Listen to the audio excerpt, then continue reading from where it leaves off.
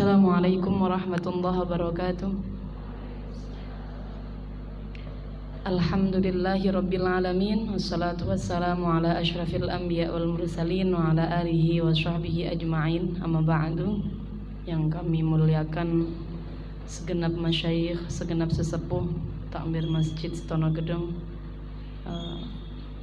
yang kami muliakan segenap pengurus Majelis Cahaya Cinta Stonogedong dan juga CCS Nisa, Ibu Wahidah yang kami muliakan, segenap teman-teman yang hadir pada pagi hari ini. Alhamdulillah kita diberikan kesempatan oleh Allah Subhanahu wa Ta'ala bisa mengaji lagi, membahas tentang fikih lagi dalam Cahaya Cinta Stonogedong Nisa ini.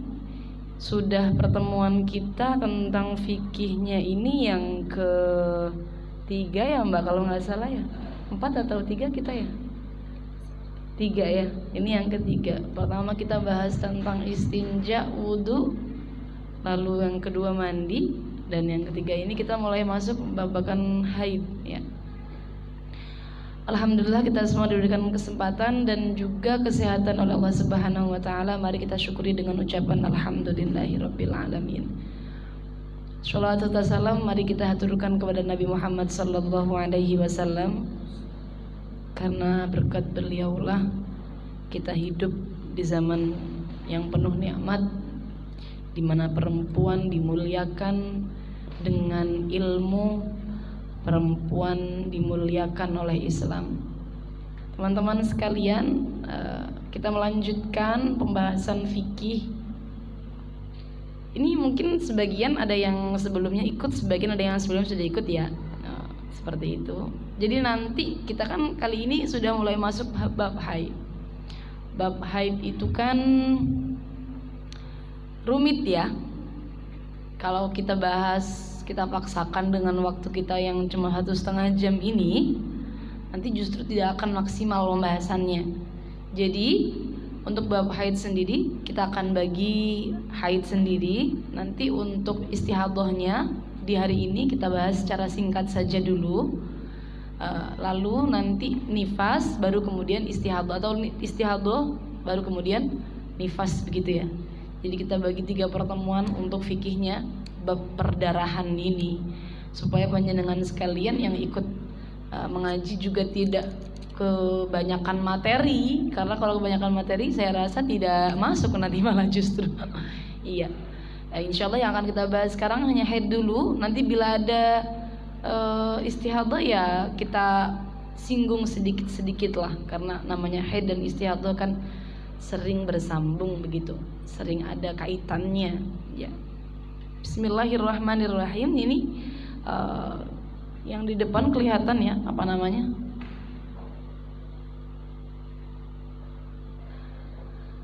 Kelihatan ya? Belakang kelihatan ya? Maksudnya soalnya siang hari. Jadi biasanya agak sedikit burak. Bismillahirrahmanirrahim. Fikih wanita ya. Biasanya fikih wanita ya, sebenarnya pembahasan di CCS Nisa ketika pematerinya kaula pasti tentang fikih perempuan. Jadi kita dari awal memang temanya fikih perempuan. Kita sudah bahas istinja, wudu, najis. Kita sudah bahas mandi juga sudah. Nah, sekarang mulai fikih wanita yang tentang haid.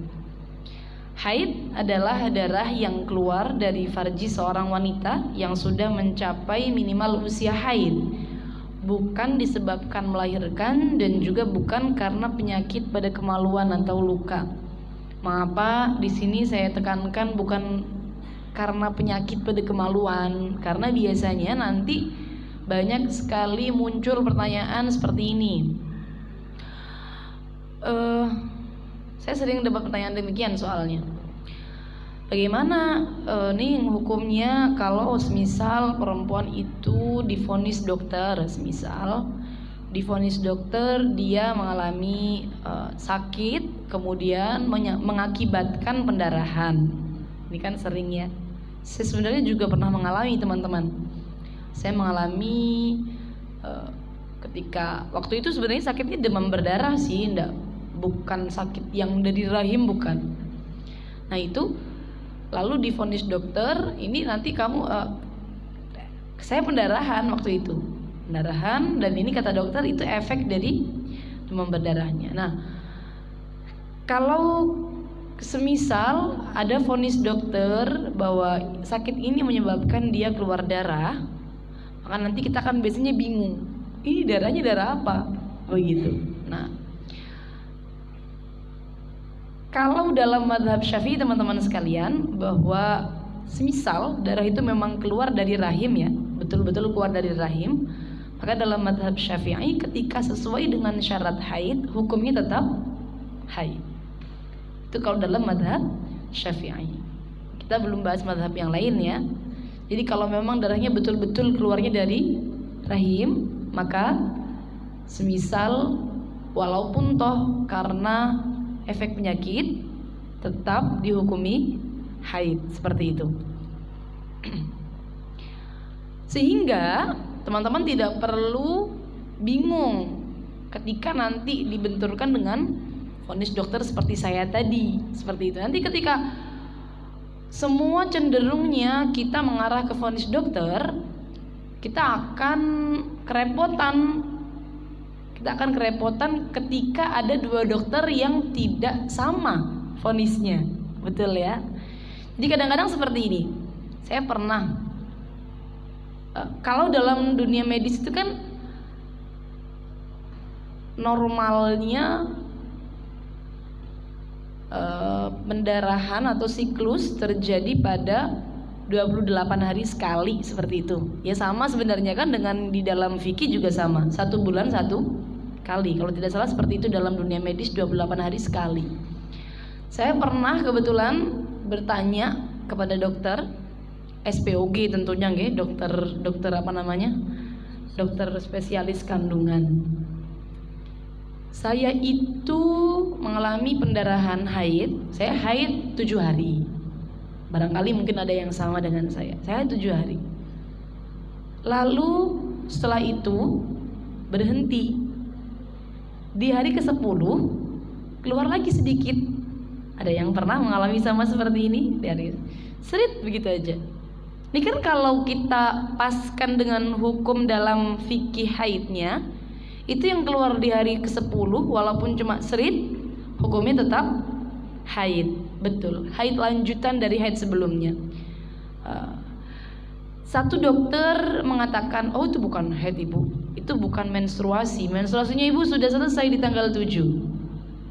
Tapi ada yang mengatakan, dokter yang lain mengatakan itu masih menstruasi. Jadi kan nanti kalau seperti ini teman-teman akan bingung ketika kita menyimpulkan hukum fikih hanya berpijakan dengan kata dokter. Jadi saya sarankan teman-teman ketika ingin tahu bagaimana kondisi tubuh kita sekarang, tanya ke dokter. Tapi kalau ingin tahu bagaimana hukumnya, silahkan tanya kepada yang ahli fikihnya saja ya, seperti itu. Jadi kita bagaimana hukum ini, darahnya darah apa, tanyanya kepada ahli fikihnya. Juga tentunya haid itu normal. Kodrat seorang perempuan mengalami haid memang sudah kodratnya, bukan suatu hal yang tabu, bukan suatu hal yang kemudian membuat perempuan ini menjadi hina, bukan. Memang dulu sebelum Nabi Muhammad SAW membawa agama Islam itu, perempuan dianggap jijik ketika sedang mengalami haid, seperti yang diperlakukan oleh orang-orang Yahudi kepada para wanita-wanita yang sedang haid. Mereka itu nanti akan mengasingkan perempuan yang sedang datang bulan, orang-orang Yahudi. Sebaliknya, orang Nasrani itu justru malah mereka punya kebiasaan kalau istrinya sedang haid justru malah digauli, seperti itu. Yang satunya diasingkan, yang satunya digauli, seperti itu.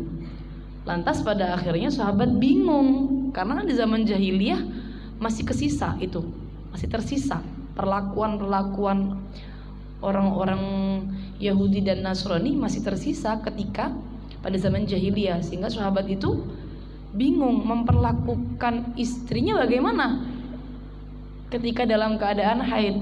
Makanya ada ayat yang menyebutkan wa yas'alunaka 'anil mahid. Para sahabat bertanya kepada kamu wahai Nabi Muhammad sallallahu alaihi wasallam tentang haid. Itu maksudnya para sahabat bingung bagaimana memperlakukan perempuan-perempuannya ketika sedang haid. Apakah harus dijauhi, diasingkan, atau boleh tetap bergaul, justru malah sampai bergaul dalam keadaan haid. Ternyata dawuhnya Kanjeng Nabi, wala taqrabuhunna hatta yadhur. Memang haid itu adza, kotoran, seperti itu kata. Qul huwa adza fa'tazilun nisaa fil mahid. Maka jauhilah perempuan dalam keadaan haid. Maksudnya jangan dikumpuli, jangan digauli seperti itu. Nah, itu adalah termasuk dalil, termasuk ayat-ayat yang menerangkan tentang haid yang di dalam Al-Quran. Tendensi para ulama tentang haid di dalam Al-Quran ya cuma itu saja, cuma ayat itu saja, wa yas'alunaka 'anil mahid saja. Makanya teman-teman, bahwa hukum haid ini sebenarnya di dalam madhab kita, madhab Syafi'i saja, itu cabangannya banyak sekali khilafnya. Jadi banyak perkhilafan. Oleh karenanya para ulama itu mengatakan bab haid ini termasuk bab yang paling sulit di dalam fikih. Maka dari itu beberapa ulama menerangkan hukum haid singkat memang sengaja menerangkan hukum haid singkat karena rumit. Justru malah diterangkan singkat seperti itu. Seperti contohnya kitab Fathul Mu'in. Seperti itu, singkat-singkat menerangkannya karena rumit. Sehingga ketika kita lihat di dalam madhab kita banyak sekali perkhilafan tentang haid seperti itu, karena memang haid ini rumusan hukumnya itu selain dari hadisnya Kanjeng Nabi, dari Quran tadi yang hanya satu ayat tadi itu, dan juga diambil dari penelitian Imam Syafi'i. Jadi rumusan-rumusan yang sudah kita terima sekarang itu hasil penelitian beliau. Beliau itu demi untuk mencetuskan rumusan hukum yang sudah kita terima ini, beliau itu berkeliling daerah di Jazirah Arab. Tidak seluruh dunia teman-teman, tidak seluruh dunia, hanya di daerah Arab. Tapi beliau pilih yang iklimnya berbeda-beda. Beliau juga memilih dengan kondisi ekonomi yang berbeda-beda dari setiap daerahnya. Kenapa? Karena iklim itu panas dan dingin, dia akan mempengaruhi hormon, dia akan mempengaruhi kebiasaan perempuan dalam haidnya. Di dalam kitabnya demikian diterangkan. Dan juga konsumsi makanan itu juga akan mempengaruhi kebiasaan haidnya juga. Sehingga makanya para ulama, Imam Syafi'i ini, imam kita, imam madhab kita, beliau untuk mencetuskan hukum haid ini berkeliling ke berbagai penjuru daerah. Beratus-ratus wanita beliau tanya demi untuk mencetuskan berapa minimalnya haid, berapa maksimalnya haid, demikian. Ya memang kodratnya perempuan, jadi tidak perlu dirasa jijik, tidak perlu. Memang karena haid ini juga perempuan itu disebut naqisatu aqlin wa dinin. Teman-teman kalau pernah dengar, perempuan itu termasuk yang kurang akal dan agamanya. Ada dawuh demikian memang. Naqisatu aqlin wa dinin. Perempuan itu demikian, yang kurang agama dan akalnya. Yang kurang agamanya itu ya maksudnya karena diberi haid oleh Allah. Bukan karena apa, bukan. Tapi karena diberi haid oleh Allah, sehingga perempuan itu kalau ibadah tidak bisa sesempurna laki-laki kan. Ada jedanya. Bukan berarti ketika kita haid lantas tidak bisa mendapatkan pahala sama sekali, bukan. Tapi kan pasti ada jedanya dalam dia beribadah. Pahalanya sesuai dengan orang-orangnya masing-masing yang melakukan. Kalau dia meninggalkan sholat, tidak ingin niat apa-apa, ya tidak dapat pahala. Contoh, kita haid, kan gak boleh sholat ya. terus ya sudah, ndak niat apa-apa ya, karena nggak boleh ya sudah ndak sholat. Ada malah justru malah yang bahagia ya, apalagi bulan puasa. Bulan puasa haid datang, senang, alhamdulillah. Alhamdulillah. Iya, udah malah alhamdulillah nggak puasa seperti itu. Ini dia nggak dapat pahala. Dengan dia tidak berpuasa, dia tidak dapat pahala. Beda dengan semisal dia tidak sholat, tidak puasa, tapi dia niati, saya tidak sholat, tidak puasa ini karena mengikuti perintahnya Allah, maka dapat pahala loh itu. Jadi tidak melakukan sesuatu, ketika kita niati untuk melakukan perintahnya Allah, bisa mendapatkan pahala. Sama halnya dengan orang yang haid seperti ini. Ketika haid tidak boleh sholat, tidak boleh puasa, kita niati untuk mengikuti perintah Allah, maka itu juga akan mendapatkan pahala. Setara pahalanya dengan orang yang melakukan ibadah. Plek, sama pahalanya. Semisal di rumah itu paling nggak berat ya teman-teman.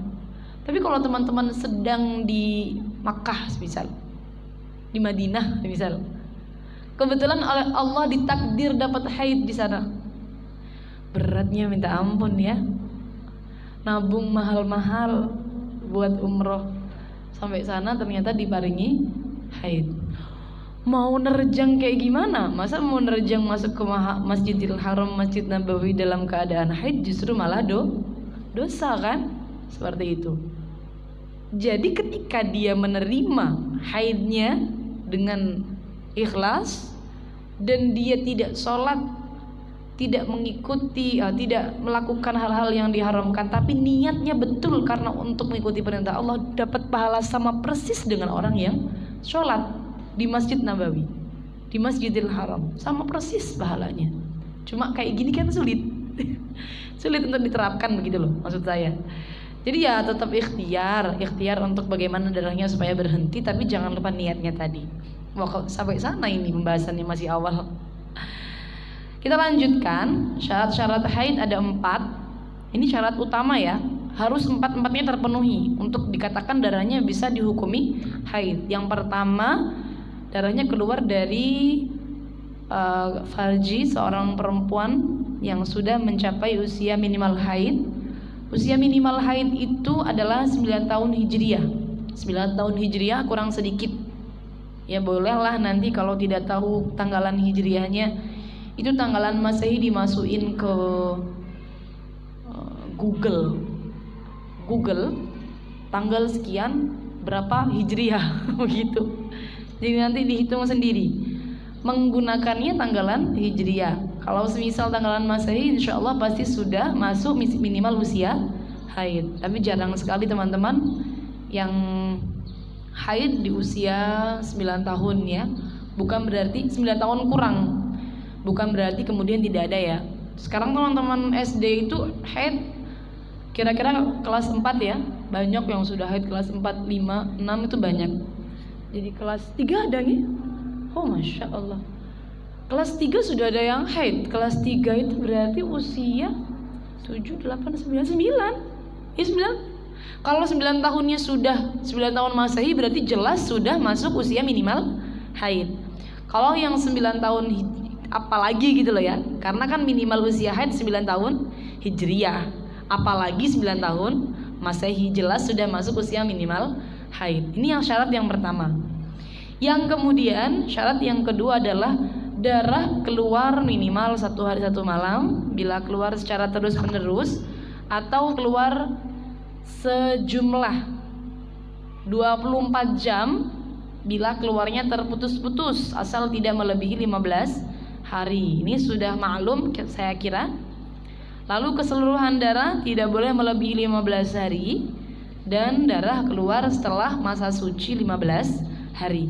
Biasanya memang kita pelajari tentang hukum haid ini demikian, memang minimal haid sehari semalam atau 24 jam, maksimalnya 15 hari, umumnya 6 atau 7 hari. Minimal masa suci 15 hari, umumnya masa suci 24 atau 23 hari. Karena memang umumnya perempuan itu mengalami menstruasi 1 bulan 1 kali. Jadi ketika umumnya perempuan itu haid 6 hari, berarti sisanya itu adalah masa sucinya. Bahkan sering kali saya mendapati teman-teman saya di sekitar saya itu kalau haid bulan ini tanggal ini, besok haid di tanggal yang sama. Seperti itu terus tiap bulannya. Haid tanggal ini, besok haid di tanggal yang sama. Atau siklusnya itu selalu sama. Misal siklus itu ya, siklus itu berarti adalah haid dan sucinya. Haid dan suci itu dinamakan dengan siklus. Haidnya 7 hari, sucinya 23 hari. Berarti dia siklus haidnya adalah 30 hari. Setiap bulan, setiap dia haid, siklusnya pasti 30 hari. Sampai kemudian haid selanjutnya. Setelah 30 hari siklusnya, baru keluar haid yang selanjutnya. Begitu terus. Itu sering memang. Sampai sekarang begitu loh. Ini kan penelitian Imam Syafi'i berat 100 tahun yang lalu begitu kan. Tapi sampai sekarang masih terasa, masih betul sesuai dengan yang kita alami, bahwa perempuan memang normalnya demikian. Jadi maksud saya bahwa ketika ada perempuan yang tidak sama dengan apa yang telah dirumuskan oleh para ulama, contoh di sini kan dikatakan minimal suci itu 15 hari 15 malam ya. Ada perempuan yang setiap bulan itu kalau suci tidak pernah 15, 10 tok. Setelah 10 langsung keluar darah. Tidak pernah suci lebih dari 10. Jadi setiap 10 hari berhenti, setelah itu pasti dia keluar darah. Nah ini nanti apakah kemudian dia punya hukum sendiri, ataukah tetap disesuaikan dengan hukum dari para ulama? Coba ada yang tahu jawabannya? Kalau ada orang yang demikian loh, nggak sama kayak umumnya perempuan, tidak sama dengan penelitiannya Imam Syafi'i. Imam Syafi'i kan minimal perempuan suci itu adalah 15 hari. Paham ya pertanyaannya ya? 15 hari. Nah di sini ada perempuan itu setiap bulannya tidak pernah, dari mulai dia pertama kali keluar darah, dia itu tidak pernah suci 15 hari, tidak pernah. Pasti 10, di atas 10 sudah keluar darah. Kira-kira apakah kemudian 10 hari itu dihitung sucinya, kemudian di hari ke-11 sudah mulai haid yang kedua, atau tetap disesuaikan dengan hukum dari yang dicetuskan oleh Imam Syafi'i? Disesuaikan atau punya hukum sendiri? Wah berat ini, gak ada yang jawab. Ini antara bingung atau takut jawabnya. Kalau jawab disesuaikan, nanti berat juga yang mengalami. Kalau jawab punya hukum sendiri, masa iya gak sama-sama Imam Syafi'i, begitu ya. Ternyata ini sudah dibahas oleh para ulama kita teman-teman. Walaupun toh memang ada perkhilafan, cuma dari pendapat-pendapat yang unggul itu mengatakan tetap harus disesuaikan dengan hukum yang telah dirumuskan oleh para ulama. Jadi untuk orang-orang yang demikian, contoh dia kalau haid itu pasti cuma 2 jam semisal. Setiap bulan tuh keluar darah, tapi cuma 2 jam. Nggak pernah keluar sampai 1 hari, nggak pernah. Maka ya berarti dia tidak ada haidnya sama sekali. Setiap bulannya nggak punya haid, karena darah 2 jam tidak bisa dihukumi haid. Paham ya? Atau sucinya mesti cuma 10 hari. Ya berarti nanti kita akan bahas bagaimana perempuan kalau sucinya itu tidak nyampe 15 hari. Kita akan sesuaikan dengan itu hukumnya. Bisa dipaham teman-teman ya? Jadi hukum ini itu walaupun toh hasil dari penelitian, tapi penelitiannya ulama zaman dulu itu, penelitiannya ulama salaf itu sangat sempurna. Walaupun toh penelitian beliau termasuk dari penelitian yang naqis dalam bahasa Arabnya. penelitian yang tidak sempurna. Kenapa? Karena beliau tidak berkeliling seluruh dunia. Beliau hanya berkeliling di sebagian jazirah Arab.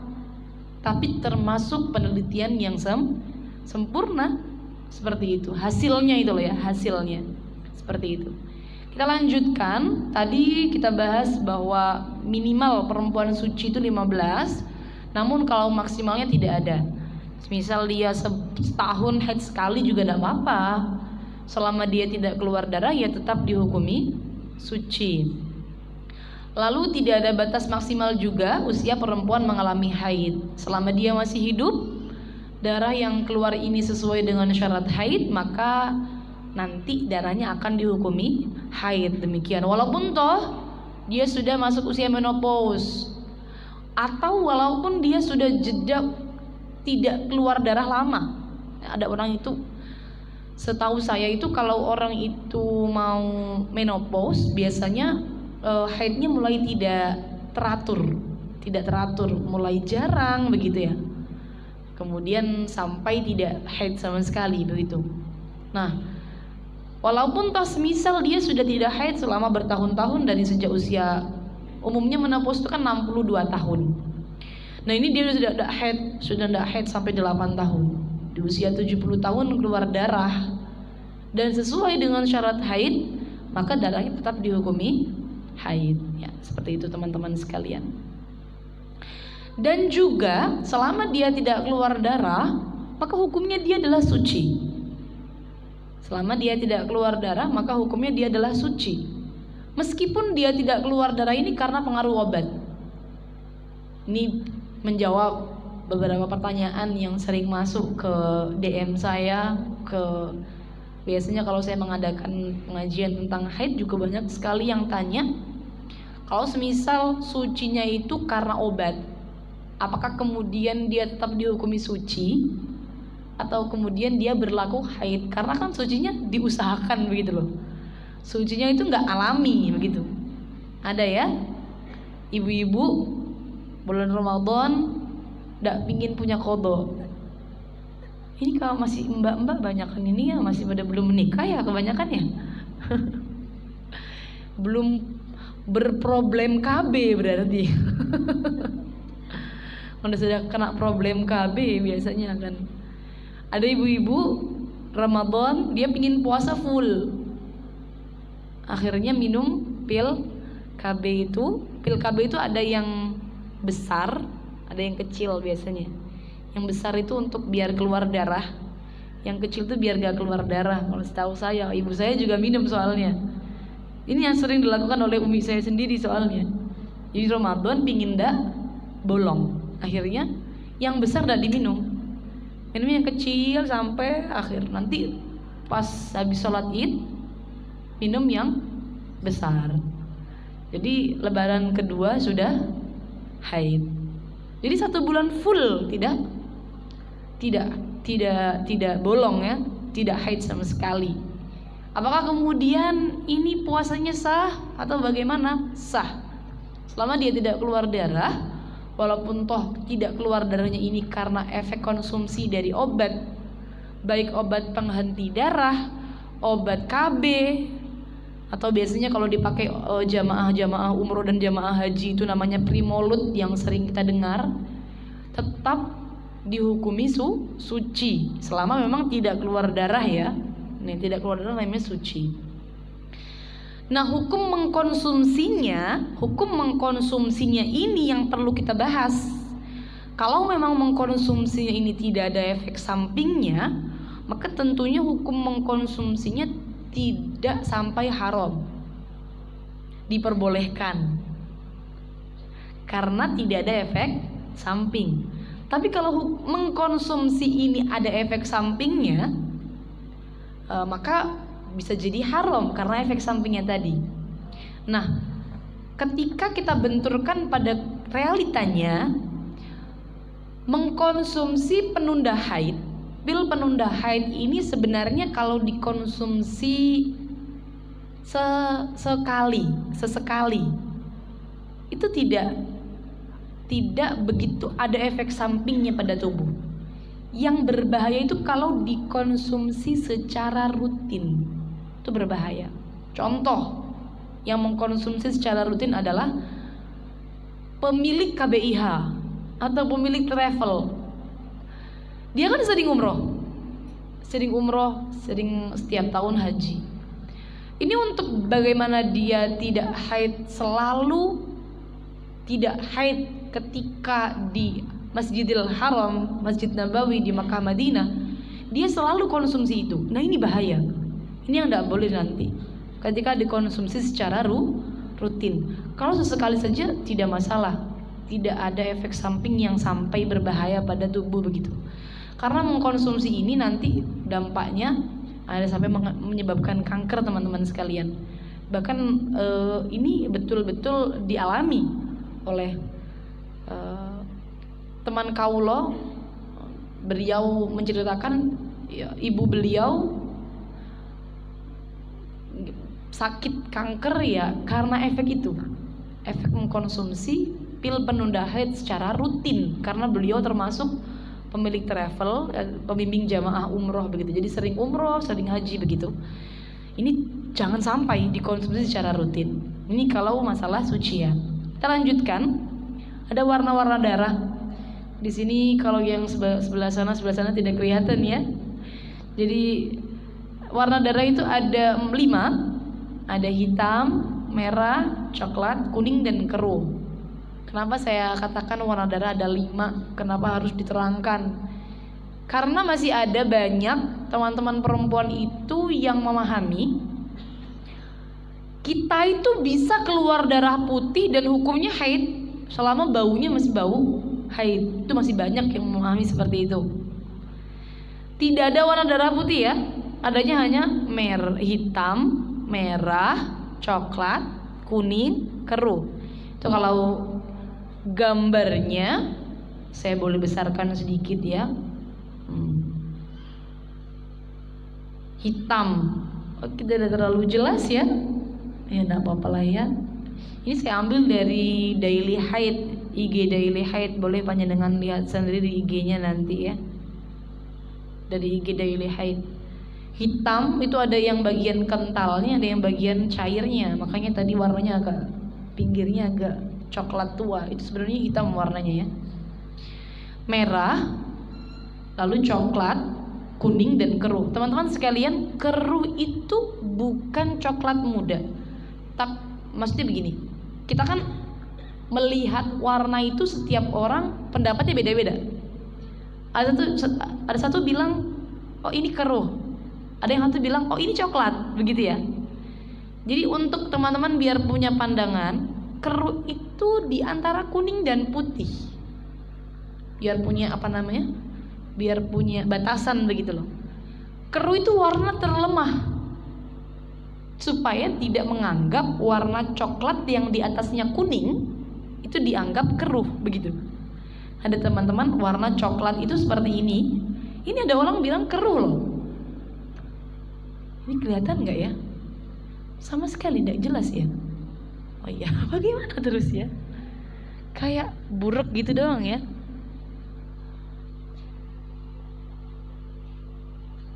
Gimana ya?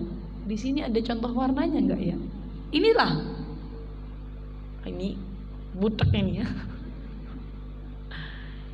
Ini kan ada orang kalau keluar cairan demikian, ada yang bilang keruh, ada yang bilang coklat begitu ya.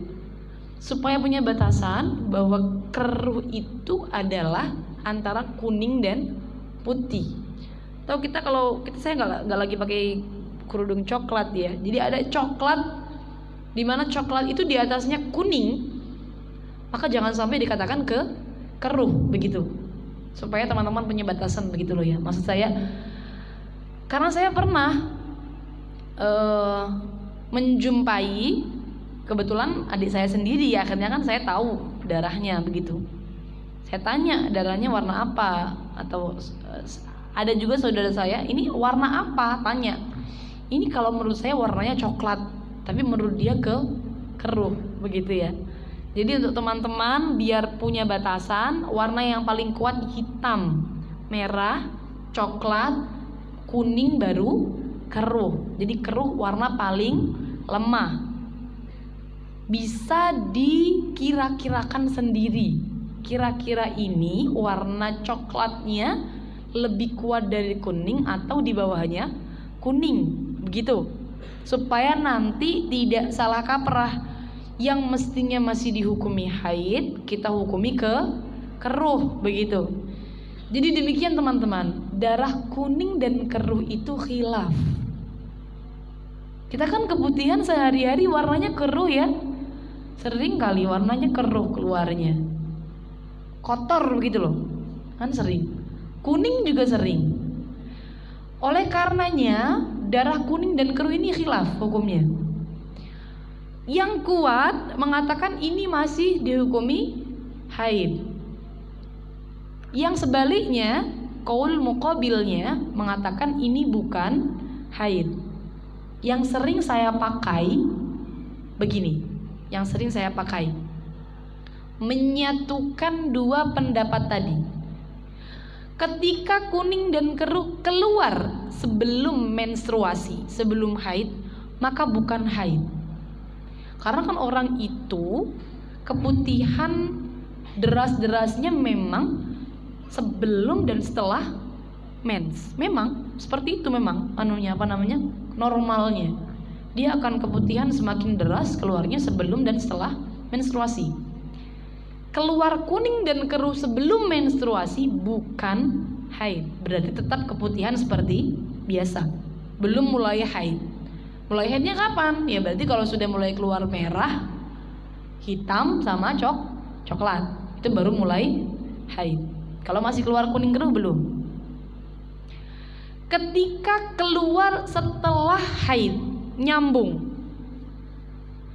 maka ikut haid. Baru ketika sudah berhenti, bersih, darahnya nggak ada sama sekali, putih atau bening, kok keluar lagi kuning dan keruh, maka berarti bukan haid, keputihan. Bisa difaham? Ini yang paling mudah untuk kita terapkan. Walaupun toh secara garis besarnya kuning dan keruh itu khilaf titik. Ada yang mengatakan haid, ada yang mengatakan bukan. Tapi para ulama masyayikh Azhar, para ulama-ulama sekarang itu sering mendawuhkan untuk menyatukan dari dua pendapat tadi dengan kesimpulan kalau keluar sebelum masa haid berarti bukan haid, keluar setelah haid berarti adalah haid, dan keluar setelah bersih berarti bukan haid. Ya, ini sangat sering saya amalkan. Saya pakai yang ini malah justru seringnya. Jadi kalau sudah bersih kemudian kok keluar lagi kuning dan keruh kayak keputihan seperti biasanya, ya saya hukumi itu keputihan saya, bukan saya hukumi haid lagi, karena saya sudah bersih dari haid. Demikian. Bisa difaham ya? Beda dengan semisal setelah bersih kemudian keluar lagi coklat. Beda. Kalau keluar lagi coklat maka nanti hukumnya adalah haid lanjutan dari haid sebelumnya. Kalau keluarnya coklat. Sering kali ada yang tanya demikian. Ada beberapa di IG itu yang panggil saya Ustazah begitu ya, karena kan mungkin taunya dari akun-akun sebelah yang ngetek begitu. Atau yang manggil ibu begitu. Bu tanya, kalau habis keluar darah 7 hari kita berhenti lalu keluar lagi coklat, itu hukumnya apa yang coklat? Haid lanjutan. Begitu teman-teman sekalian. Jadi kalau keluarnya kuning dan keruh memang bukan haid, tapi kalau keluarnya coklat, merah, hitam, walaupun toh hanya segaris, kadang ada loh yang keluarnya betul-betul segaris loh, atau keluarnya itu betul-betul cuma dengan pas pipis, habis pipis itu ada keluar coklat, udah itu doang, setelah itu bersih, maka ya tetap haid lanjutan. Kok kemudian setelah dia pipis, setelah dia keluar itu berhenti lagi, berarti dia wajib mandi lagi, karena dia tadi hukumnya adalah haid lanjutan yang sebelumnya. Bisa dipahami ya teman-teman ya. Nanti kita akan bahas secara detailnya tentang rumusnya, kita hanya spill sedikit di sini. Ya. Seperti itu pembahasan warna darah kita, karena berhubung kita tidak bisa melihat jelas dari proyektor warna darahnya, maka saya skip untuk warna-warna darah yang demikian ini. Hanya contoh-contoh saja warna-warna darah yang biasa dikeluarkan oleh para perempuan. Kita lanjutkan cara menghitung keluarnya darah. Penting sekali kita tahu cara menghitungnya, karena ada beberapa perempuan yang masih keliru dalam permasalahan ini. Cara menghitung keluarnya darah adalah ketika darah keluar Selasa jam 12 siang, maka terhitung 24 jam adalah pada hari berikutnya, yaitu hari Rabu di jam 12 siang. Seperti itu ya.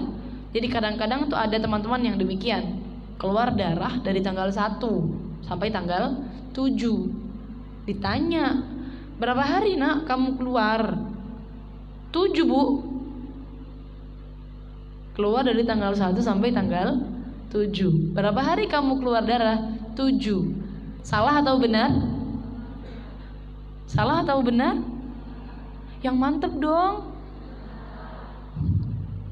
Yang benar adalah 6. Karena kalau keluar tanggal 1 berarti dihitung satu harinya tanggal 2. Tanggal 2 berarti satunya 2, 3, 4, 5, 6, 7. 6 hari dia keluar darah. Kalau salah ngitung, ini bisa salah semuanya nanti. Contoh ya, ini sama ya. Menghitung suci juga sama, menghitung keluar darah juga sama demikian. Menghitung suci, kalau suci hari ini berarti satu harinya adalah besok, sama. Jadi yang dikatakan 15 hari itu genap 15. Contoh, ketika salah ngitung suci, contoh.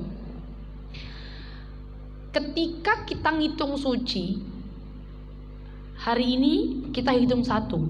Padahal hari ini kita suci. Kan salah ya? Ditanyain, suci berapa kamu? 15 hari. Lalu keluar darah dia, langsung dihukumi haid. Padahal kalau dia hitung sucinya baru 14 hari. Jadi maksud saya adalah ngitung suci itu harus benar juga, sama kayak ngitung keluar darah. Salah ngitung itu nanti semisal dia ngukumi haid ternyata masih belum haid, begitu loh. Jadi contohnya tanggal 1 suci, di tanggal 15 dia keluar darah, sudah dia hukumi haid karena dia merasa sucinya tanggal 1. Ngitungnya dia 1, 2, 3, 4, 5, 6, 7, 8, 9, 10, 11, 12, 13, 14. Oh 15, berarti 15 hari. Oh berarti saya sudah sesuai dengan syarat haid. Padahal kalau tanggal 1 dia suci, mestinya 15 harinya di tanggal 16 pada jam yang sama. Suci di tanggal 1 jam 10 pagi, berarti 15 harinya tepat di tanggal 16 juga jam 10 pagi.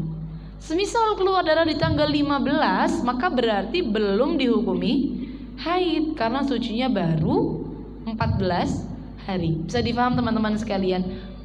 Ini penting untuk kita ketahui dan kita ajarkan, setidaknya kepada orang-orang terdekat kita, terutama adik-adik kita mungkin yang masih baru pertama kali haid, baru mengalami haid, untuk tahu cara menghitung keluar darah dan cara menghitung suci supaya tidak salah kaprah dalam menghukumi darah yang keluar. Kalau tadi sudah maklum, kalau ini semisal yang bikin kita bingung adalah ketika semisal darah keluar jam 1. Kita tahu darah keluar jam 1. Lalu ngecek lagi di jam 3, ternyata darah sudah berhenti. Biasanya pasti akan muncul perasaan galau. Ini tadi darah berhenti kapan ya? Ini berarti saya ngitungnya darah keluar berapa jam ya? Begitu, pasti begitu. Kalau darahnya keluar sedikit-sedikit terputus-putus, maka kita ngitungnya sesuai dengan apa yang kita tahu. Karena namanya hukum itu kita bisa menghukumi dengan yang zahirnya saja. Kita taunya begitu. Ketika kalian tahunya keluar darah jam 1, berarti dihitung keluarnya jam 1. Ketika kalian taunya itu darahnya berhenti jam 3, berarti darahnya dihitung berhenti jam 3. Kira-kira darah keluar selama 2 jam. Seperti itu teman-teman sekalian. Oleh karenanya, ngecek darah berhenti itu hukumnya akan menjadi wajib ketika ada indikasi darah itu berhenti. Atau sebaliknya, ngecek apakah dia keluar darah atau tidak, itu juga akan menjadi wajib ketika dia ada indikasi darah keluar. Contoh, darah sudah jelas keluarnya flek. Kalau namanya flek itu biasanya gampang berhenti. Maka usahakan untuk lebih sering ngecek daripada ketika kita keluar darah deras. Kalau darah deras ngapain dicek bolak-balik ya? Nggak perlu dicek bolak-balik kalau darahnya deras. Yang semisal kita zonnya masih tetap keluar, nggak perlu kita cek apakah berhenti atau tidak. Tapi kalau semisal darahnya keluarnya flek, memang flek dari awal dikit keluarnya, ya semisal keluar zuhur, usahakan akhir waktu zuhur ngecek lagi masih keluar apa enggak, begitu loh. Jadi diusahakan ngecek itu di akhir waktu sholat sama sebelum tidur. Dan ditambah di jam-jam memang kebiasaan dia suci. Kadang perempuan itu punya kebiasaan suci, teman-teman. Contoh saja, ada perempuan itu ditanya, sekarang dia masih haid, kapan kamu suci? Besok insya Allah. Sering ya kayak gini. Besok sore biar, insya Allah besok sore saya suci. Padahal dia tidak marifat loh.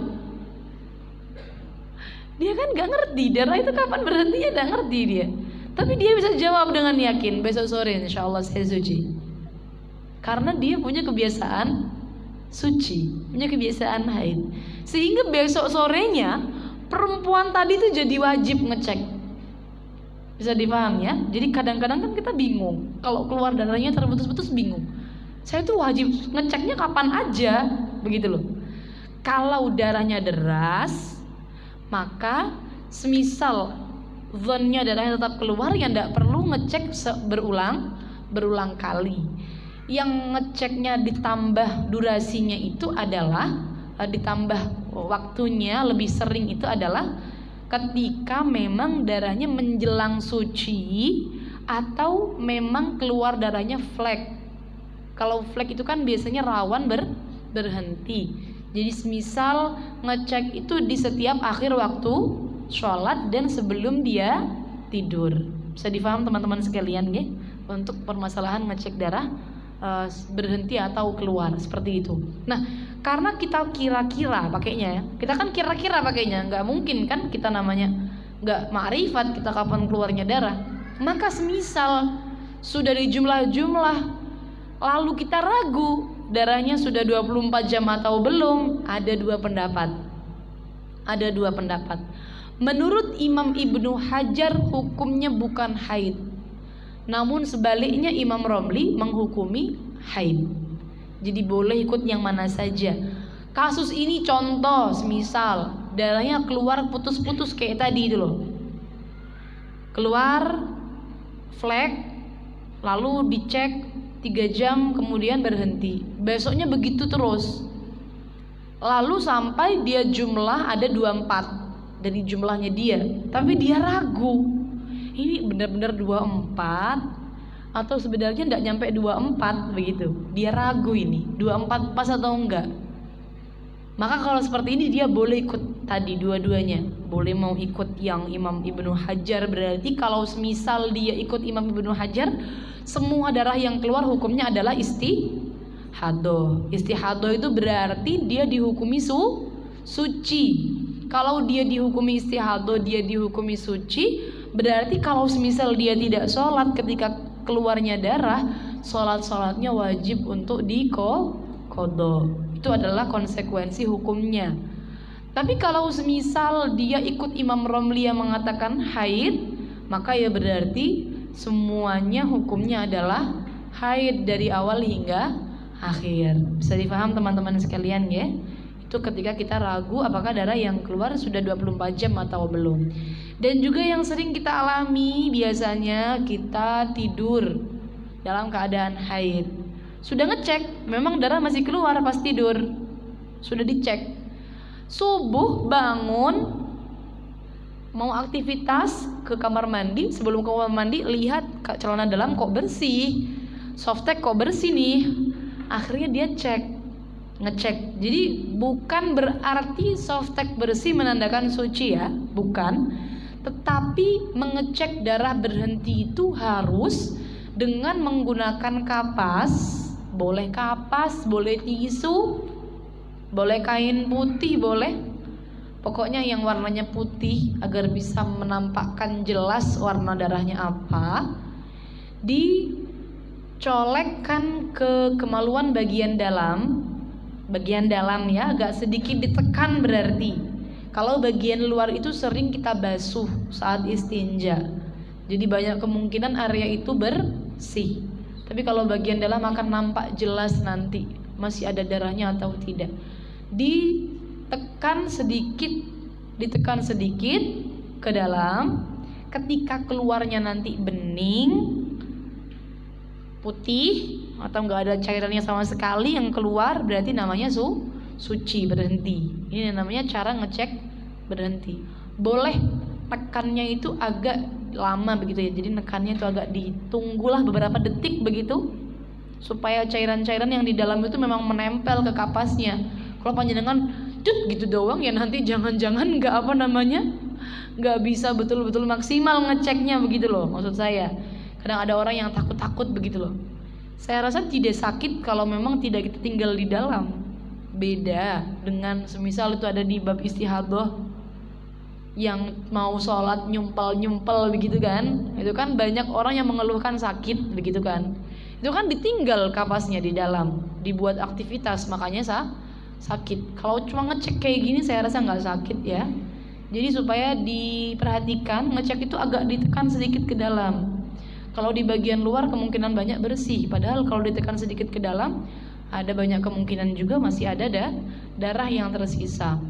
Kalau keluarnya bening, putih atau bersih berarti baru suci. Kalau masih ada cairannya warnanya coklat, merah, hitam, pasti masih keluar darah.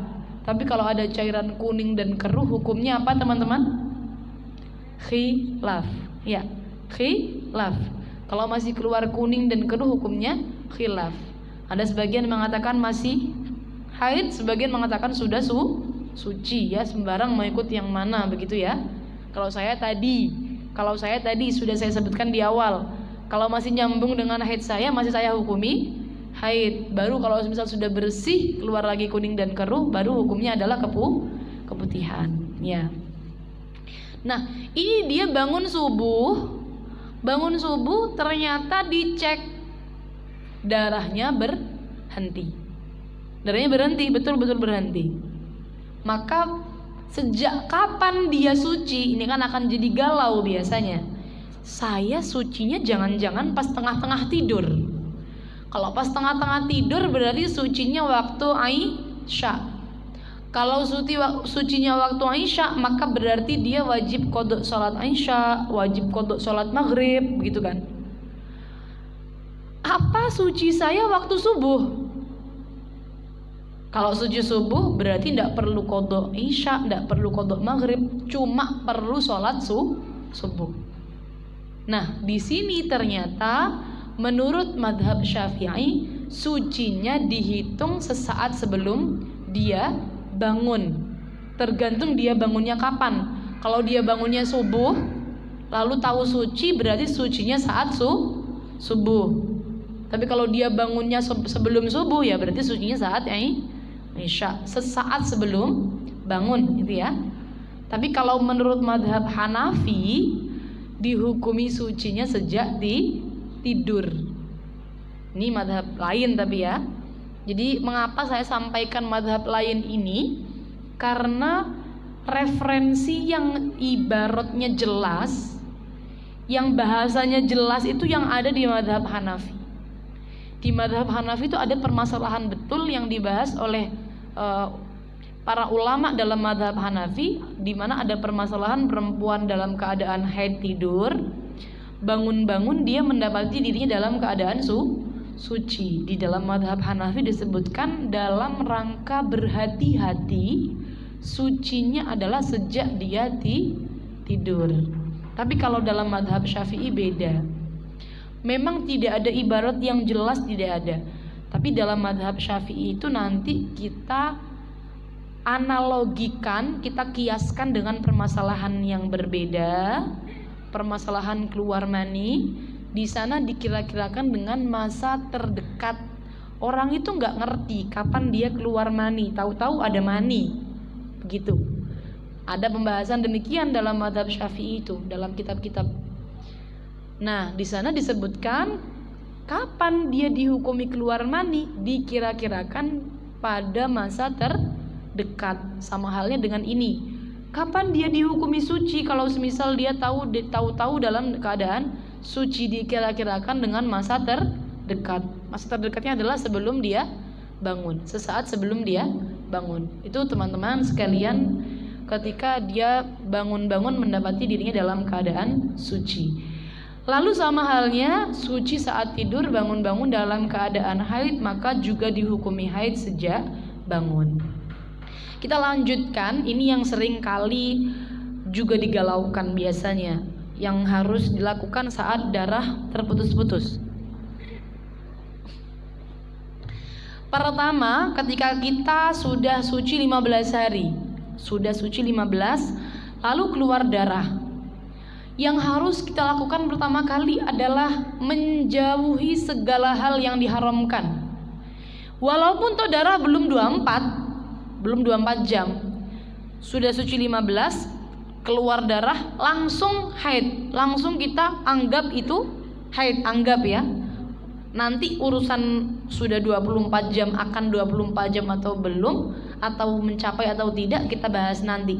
Yang jelas kalau kita sucinya sudah 15 hari kok keluar darah, maka kita harus langsung memposisikan diri sebagai orang yang haid. Gak boleh melakukan hal-hal yang diharamkan. Harus menjaga darah ini najis agar tidak mengotori hal-hal yang lain. Itu penting sekali.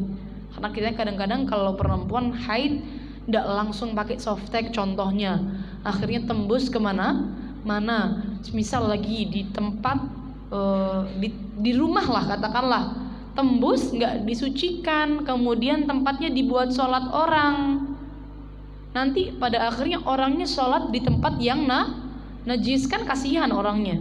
Sholatnya sah nggak kalau kayak gitu? Nggak sah, karena sholat itu harus di tempat yang suci, tempatnya najis, karena kena darahnya perempuan yang haid. Jadi jangan sampai mengotori benda-benda lain yang pada akhirnya nanti akan membuat orang susah dalam melakukan ibadah ya. Itu penting, perlu untuk kita ketahui, penting sekali. Lalu karena ada sebagian teman-teman itu yang masih memahami demikian, orang itu dihukumi haidnya nunggu darahnya 24, padahal boten ya, padahal boten. Kalau dia sudah suci 15, keluar darah langsung dianggap haid ya, langsung dianggap haid. Tidak harus nunggu 24 jam. Konsekuensi atau kesimpulan akhirnya apakah dia nanti jadi haid atau tidak ya nanti nunggu nanti. Yang penting ketika keluar darah pertama kali dia terhukum haid. Di TikTok itu ada soalnya, saya barusan muncul di FYP saya. Ada yang membahas demikian tadi. Perempuan itu haidnya kalau darahnya sudah 24 baru hukumnya haid. Faham gak perbedaannya ya? Jadi ada yang memahami kalau semisal keluar darah, sholat dulu sampai darah kamu nyampe 24, baru nanti kamu haid. Ada yang demikian memahaminya. Ini pemahaman yang kurang tepat. Yang betul ketika sucinya sudah 15 keluar darah langsung tidak boleh sholat, langsung tidak boleh sholat. Jadi dia langsung memposisikan diri sebagai orang yang haid. Nanti semisal darahnya kemudian berhenti belum 24 jam, ya nanti kita bahas nanti. Yang jelas semisal sekarang darahnya keluar berarti dia terhukum haid. Paham teman-teman sekalian ya? Jadi supaya tidak salah paham dengan yang sudah banyak beredar ya. Karena banyak, saya rasa itu FYP banyak yang like soalnya. Banyak yang like, banyak yang share. Nanti takutnya ada teman-teman yang memahami demikian. Jadi sudah keluar darah tetap sholat. Ini yang malah bahaya ya. Ya kalau semisal dia haid beneran, sholatnya dalam keadaan haid itu malah justru dosa seperti itu. Nah, kemudian ketika kemudian keluar darah baru 2 jam, lalu berhenti darahnya. Nah ini, kira-kira dia nunggu sampai 24 jam dulu baru boleh sholat, apa langsung sholat karena darahnya berhenti berarti dia suci? A. Menunggu, B. Langsung sholat. Teman-teman jawab A atau B? Kebiasaan yang dipakai setiap hari A atau B? Seringnya A ya. Di pesantren juga banyak yang pakainya A loh. Jadi ditunggu dulu 24 jam gak ngapa-ngapain. Niatnya nunggu darahnya keluar lagi atau tidak. Ternyata redaksi keterangan dari para ulama itu justru malah B. Ketika darah berhenti belum mencapai 24 jam, dia terhukum suci kembali. Berarti dia sholat. Mandi besar mboten? Mandi besar mboten? Tadi 2 jam hukumnya haid enggak? Haid apa istihadah? Istihadah ya. Kalau dihukumi haid kan belum 24. Jadi hukumnya adalah istihadah. Awalnya ngiranya haid, tapi akhirnya jadi istihadah. Jadi awal sama akhir bisa jadi beda hukumnya itu ya teman-teman. Kita makanya menghukumi dengan yang zahir itu loh ya.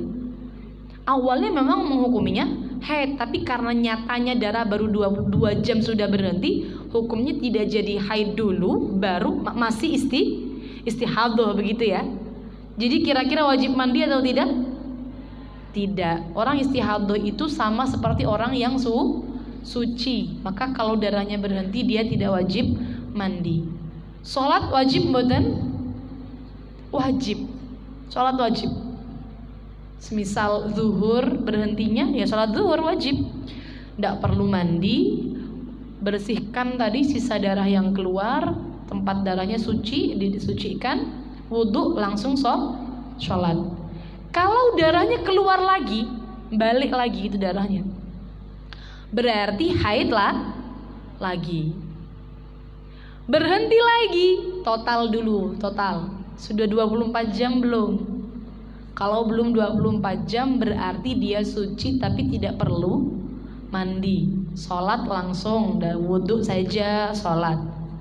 Keluar lagi dalam lingkup 15 hari, haid lagi. Berhenti lagi, suci lagi. Begitu memang rumusnya hukumnya. Jadi tidak perlu nunggu yang 24 jam, tidak perlu. Berhenti berarti wajib sholat. Perbedaannya ketika darahnya sudah di total 24 jam kemudian kok berhenti, maka ketika berhenti dia wajib mandi besar. Keluar lagi, haid lagi. Berhenti lagi, wajib mandi besar lagi. Begitu. Ini yang sering kali galau ya. Teman-teman kalau bahas hukumnya doang kayak gini nggak berat, tapi kalau sudah mengalami sampai galau rasanya itu sumpek hari-hari. Kenapa? Haid lagi, nggak sholat lagi, nggak sholat lagi. Saya sarankan sholat yang ditinggalkan dalam keadaan darah keluar itu jangan langsung diqodho. Nggak usah langsung diqodho. Jadi kan biasanya teman-teman ada, semisal tadi ya, contoh darah keluar itu jam 12, berhenti jam 4, berarti dia nggak sholat zuhur. Itu kan kalau teman-teman yang rajin zuhurnya langsung diqodho kan, Kalau saya enggak, saya langsung qadha. Saya sholat asar, tapi zuhur enggak langsung saya qadha. Takutnya nanti keluar lagi jadinya haid lagi itu. Ya, paham maksud saya ya. Tapi kalau mau qadha ya lebih baik lah ya, pahalanya tentu lebih banyak daripada saya. Paham maksud saya nggih? Jadi zuhur tadi dia kan enggak sholat, asar dia berhenti darahnya. Mestinya kan zuhur tadi enggak sholat masih wajib untuk diqadha, begitu kan? Kecuali nanti semisal dia keluar lagi darah, berarti haid lah lagi. Zuhurnya wajib diqadha enggak kalau haid lagi? Boten, karena zuhur masuk haid. Coba kita pakai ini ya, pakai coret-coretan ya, biar agak gampang memahaminya. Kita bikin tabel kosong sebentar.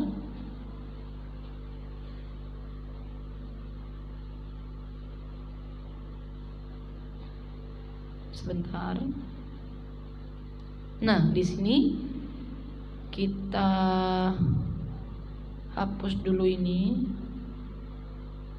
Ini saya menerangkannya mode slow teman-teman, karena saya rasa ngaji CCS Nisa ini saya punya waktu banyak untuk pertemuan selanjutnya. Jadi saya kalau seminar biasanya saya soalnya keburu waktu, 1,5 jam harus beres semua. Jadi saya terangkan detail pelan-pelan begitu. Semoga teman-teman semua bisa memahami apa yang ininya habis ya, apa yang saya sampaikan. Saya cek sebentar ya. Jadi semisal katakanlah di tanggal 1 itu dia keluar darah, zuhur, full darah keluar. Ini belum saya coret apa-apa, masih habis baterai ini ya. Terus suci, asar suci, maghrib suci, isya suci, subuh keluar lagi. Berarti apa subuh darahnya hukumnya? Haid atau istihadah? Haid ya. Tadi yang zuhur keluar haid, tapi karena baru 2 jam berhenti atau baru 3 jam berhenti, hukumnya belum jadi haid. Tapi kalau nanti dalam 15 hari ini ada darah lagi keluar, berarti masih nyambung, masih ikut kalkulasinya, masih dihitung nanti kalau akhirnya jumlahnya mencapai 24 jam, ikut semua awal sampai akhir, hukumnya jadi haid. Bisa difahami ya? Contoh, di sini tanggal 1 ini dia keluar darah cuman 3 jam. 3 jam ini awalnya nyangkanya haid ya, haid. Zuhur itu ya 3 jam, zuhur full. Setelah berhenti menganggap dirinya suci, sholat berarti nggak perlu mandi karena darahnya baru keluar 3 jam. Besoknya keluar lagi darah, tambah lagi jamnya, dari mulai jam 12 sampai jam 9 malam, berarti 9 jam. 9 jam ya, tambah lagi. Hari kedua keluar darah selama 9 jam. Jam 9 malam berhenti lagi darahnya. Dari jam 12 sampai jam 9 sholat boten? Sholat boten? Boten, betul, boten sholat, karena dia menganggap ini haid lanjutan dari yang kemarin. Saya kemarin keluar darah 3 jam, sekarang keluar lagi darah, berarti masih lanjutan yang kemarin ini. Dihitung ternyata darahnya 9 jam doang, berhenti lagi. Totalnya berapa dari awal sampai selesai? Baru 12 jam, betul, baru 12 jam. Hari ketiga, jadi subuh dia sudah sholat ya, isyaknya sudah sholat tapi tidak mandi begitu. Hari ketiga begitu lagi, keluar lagi, sama 3 jam lagi, semisal zuhur 3 jam lagi keluar, full zuhur dari jam 12 sampai jam 3 keluar darah. Sholat enggak zuhurnya? Sholat enggak zuhurnya? Enggak sholat, karena darahnya kemungkinan haid lanjutan. Jadi hari ketiga dia keluar darah lagi 3 jam, tidak sholat lagi karena kemungkinan haid lanjutan. Kemudian berhenti lagi, asar sholat mboten? Sholat. Walaupun darahnya ada kemungkinan keluar lagi, asar tetap harus sholat. Mandi mboten? Mboten. Tidak, belum ada 24 jam. Baru darah keluar 15 jam, belum 24. Begitu besoknya ternyata keluar lagi 9 jam lagi. 9 jam lagi. Di sini totalnya darah baru ada 24 jam.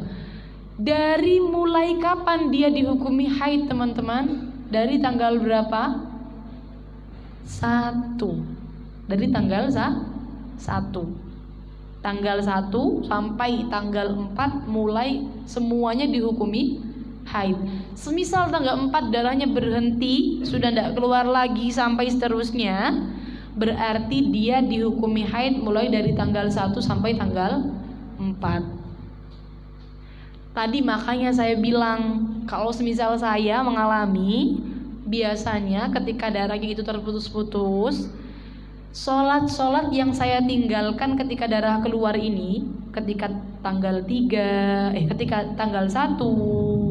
selama 3 jam saya tidak sholat, ketika tanggal 2 selama 9 jam saya tidak sholat, tanggal 3 jam saya tidak sholat, tanggal 4 saya 9 jam tidak sholat. Walaupun toh saya berhenti, ada kemungkinan darahnya istihadah, saya tidak langsung qadha, karena nanti kemungkinan darah saya haid semua.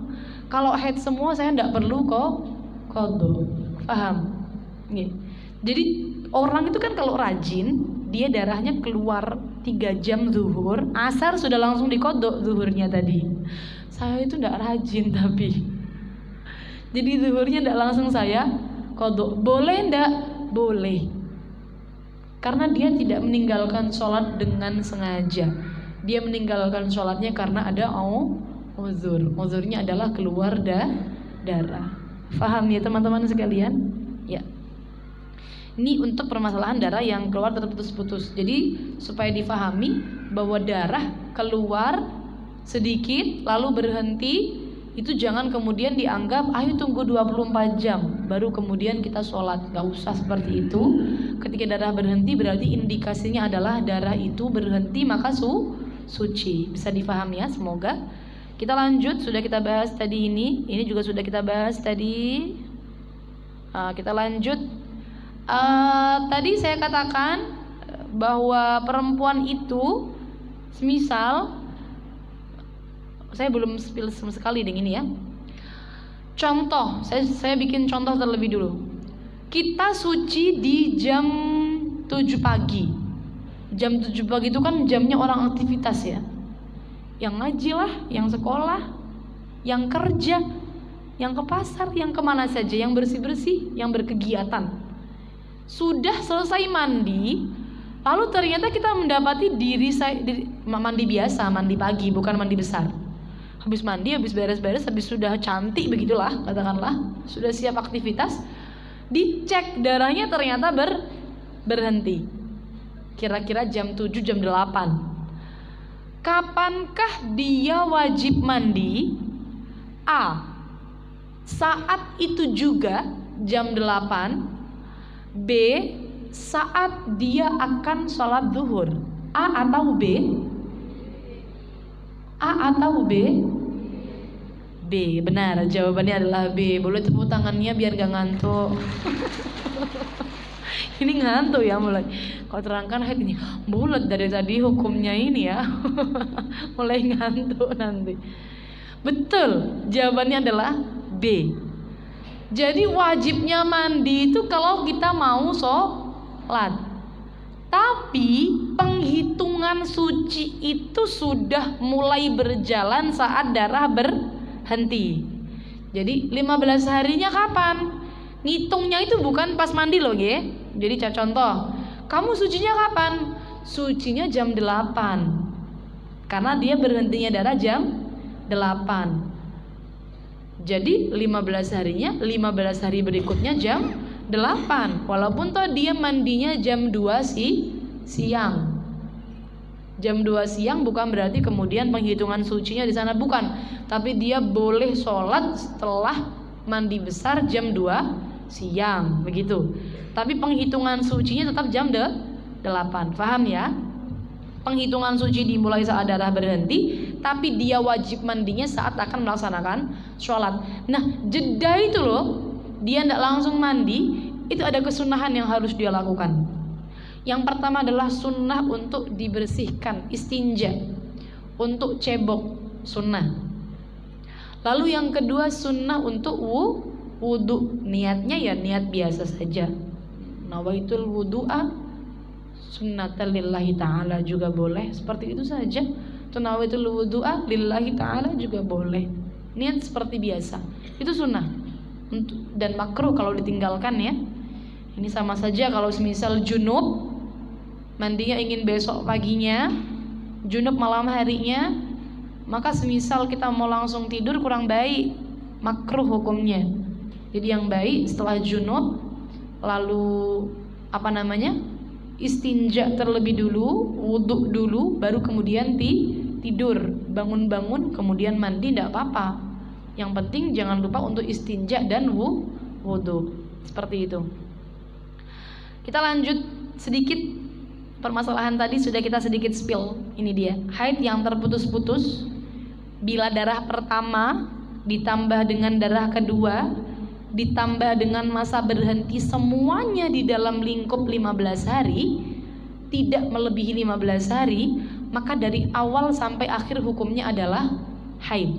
Sudah tadi kita bahas ya, awal sampai akhir hukumnya adalah haid. Jadi di sini ada kasus, teman-teman boleh dicontoh cara nyatet darah keluar dan darah berhenti kalau misal bikin kalender biasa. Jangan sampai nyatet darah keluar dan darah berhenti cuma tanggalnya saja, tapi juga catat itu jam keluarnya jam berapa, nge? Karena dampak loh, nge? Jam keluar itu kalau tidak dicatat tuh akan dampak pada hukumnya nanti. Di sini keluar darah tanggal 1 jam 6 pagi, begitu ya cara nyatatnya. Berhenti tanggal 6 jam 6 pagi, berarti keluar selama 5 hari. 5 hari keluar darah, berhenti 5 hari, 5 hari lagi keluar darah, totalnya masih 15 hari. Maka berarti dari awal hingga akhir hukumnya adalah haid. Semisal kasus ini darah yang keluar itu seperti ini tadi, 4 hari 3 jam keluar darah di tanggal 1, di tanggal 2 keluar 9 jam, di tanggal 3 keluar lagi 3 jam, di tanggal 4 keluar lagi 9 jam. Totalnya semua sudah 24 jam. Maka keseluruhannya hukumnya adalah haid. Berarti kalau ditanya haidnya sejak kapan? Sejak tanggal 1 sampai kapan? Sampai tanggal 4, begitu. Karena semuanya haid, semuanya masih dalam lingkup 15 hari, begitu ya, sama seperti tadi. Ini juga di contoh yang kedua, keluar darah 7 hari, berhenti 3 hari, lalu keluar lagi 1 hari, totalnya 11 hari. Semuanya hukumnya haid dari awal sampai akhir. Masa berhenti di tengahnya menurut pendapat yang kuat hukumnya adalah haid. Seperti itu teman-teman sekalian. Jadi yang berhenti di tengahnya dia udah kadung puasa, dia udah kadung sholat, ternyata hukumnya haid. Maka semisal dia sudah kadung puasa, puasanya wajib untuk diqadha. Semisal dia sudah kadung sholat, sholatnya wajib diqadha mboten? Mboten, karena sholat tidak perlu untuk diqadha. Semisal kadung sholat, ya sholatnya berarti tidak sah, begitu saja ya. Bisa dipaham teman-teman sekalian ya? Ya. Pembahasan yang masih sesuai dengan apa yang kita bahas terakhir untuk pagi hari ini, karena kita sudah jam 11, kita buka pertanyaan setelah ini. Ada namanya qaul sahbi dan qaul talfik. Qaul talfik sama qaul sahbi ini teman-teman, sebenarnya dalam menghukumi masa berhentinya 2 darah haid yang tidak melebihi 15 hari, ulama itu berbeda pendapat. Ada yang pertama namanya qaul sahbi, qaul yang kuat, sama yang sudah kita bahas tadi. Masa berhenti di tengahnya itu hukumnya adalah haid. Tapi ada namanya qaul talfik. Qaul talfik menghukumi masa berhenti di antara dua darah haid adalah suci. Jadi kalau kita bahas ini 5 hari keluar darah, 5 hari berhenti, lalu 5 hari lagi keluar darah, maka kalau menurut qaul as-sahbi haidnya adalah 15 hari, termasuk masa berhenti di tengahnya. Tapi kalau menurut qaul talfik haidnya hanya 10 hari. 5 hari di tengah-tengahnya hukumnya dia tetap suci. Suci dalam arti sholatnya sah, puasanya sah, ibadah-ibadah semua yang dilakukan hukumnya adalah sah. Dampaknya ketika di bulan Ramadan, di masa berhenti itu dia sudah puasa. Kalau kita ikutnya qaul yang kuat, puasanya harus diulang lagi. Tapi kalau kita ikut qaul talfik, puasanya tetap sah. Bisa dipahami ya? Jadi kalau tadi kan kita bahas pakai qaul yang kuat, masa berhenti di tengahnya hukumnya ikut haid. Jadi semisal sudah kadung puasa ya diulang lagi puasanya, yang tengah-tengahnya itu tetap wajib diqadha. Tapi kalau kita ikut qaul talfik, maka yang di tengah-tengahnya sudah kadung puasa hukumnya tetap sah. Ini akan membantu sekali untuk ibu-ibu. Kalau untuk mbak-mbak saya kira masih kuat puasa, saya sarankan untuk ikut qaul sahbi. Ibu-ibu yang mana hidupnya itu hanya kalau tidak hamil ya menyusui, hamil menyusui lagi, hamil lagi menyusui lagi, hamil lagi menyusui lagi, demikian seterusnya sampai pabriknya tutup. Nah kalau yang demikian ini nanti berarti semisal dia dapat korting loh 3 hari, lumayan kan gitu loh, kadung semisal ya. Contoh, saya bikinkan contoh. Nih, saya bikinkan contoh di sini semisal ya. Kita busuk dulu ini ya. Kita busuk dulu. Nah, kita hapus dulu, kita bikinkan contoh. Ini kita di bulan puasa nih, kita di bulan puasa. Semisal kita di bulan puasa keluar darah tanggal 1 sampai tanggal 5. Enggak puasa nggih? Maklum, wajib qadha karena dia enggak puasa soalnya haid. Sudah dari tanggal 6 sudah kadung puasa, 6, 7, 8, 9, 10, 11 puasa. Tanggal 12 jam 12 siang keluar darah cuma 1 jam. 1 jam. Jam 12 sampai jam 1. Kira-kira hukumnya darahnya apa? Di tanggal 12. Haid atau istihadah? Haid atau istihadah? Tadi rumusnya gimana? Kalau darah itu di jumlah masih di dalam lingkup 15 hari, hukumnya adalah haid. Ini masih di dalam 15 hari atau sudah di luarnya? Masih di dalam. Berarti hukum darah di tanggal 12 ini haid atau istihadah? Haid, walaupun toh hanya 1 jam ya, tapi haid hukumnya, lanjutan dari yang di tanggal 5 itu. Ini kalau kita ikut qaul sahbi, berarti dia wajib qadha puasanya berapa hari? 12 hari, tepat sekali. Ini kalau kita ikut qaul sahbi ya, yang kuat. Karena haidnya kan hukumnya 12 hari. Yang berhenti dari tanggal 6 sampai tanggal 11 itu kan kalau qaul sahbi hukumnya ikut haid. Jadi kalau ikut qaul yang sahbi kita qadhanya 12 hari. Dari mulai tanggal 1 sampai tanggal 12. Tapi kalau ikut qaul talfik qadhanya cuman 6 hari. Yang ada darahnya 1, 2, 3, 4, 5 ada darahnya, 12 juga ada darahnya. Berarti kalau ikut qaul talfik qadha qadha puasanya 6. Ya, 6 hari ya, betul. 6. 6, 7, 8, 9, 10, 11. dia sudah puasa, hukum puasanya sah boten? Sah. Kalau ikut qaul talfik. Mayan loh nggih. Qadha berapa? Korting berapa? 50%. Lumayan kan? Ini kalau buat ibu-ibu suatu keberuntungan. Saya korting 50% ini. Seperti itu maksud saya. Kalau mbak-mbak mau qadha 12 hari, dia rajin puasa Senin Kemis. Kalau ibu-ibu mau puasa berat mikir suami, berat mikir anak, gitu. Jadi kalau semisal nggak mampu ikut qaul sahbi, boleh ikut qaul talfik. Kalau mbak-mbak mau ikut qaul talfik boleh nggak? Boleh, nggak apa-apa, nggak masalah. Cuma yang baik kalau ikut kuat bisa ya ikut yang kuat lah teman-teman sekalian. Demikian bisa dipaham ya pembahasan tentang dua qaul ini. Jadi boleh untuk kita amalkan. Ini dua qaul ini boleh untuk kita amalkan. Saya rasa pembahasan kita terakhir ini masih banyak tentang haid. Kita masih belum bahas istihadah penyempurna suci. Kita belum bahas istihadah secara lengkapnya. Istihadah yang kalau darah keluar 20 hari bagaimana hukumnya, kita belum bahas itu.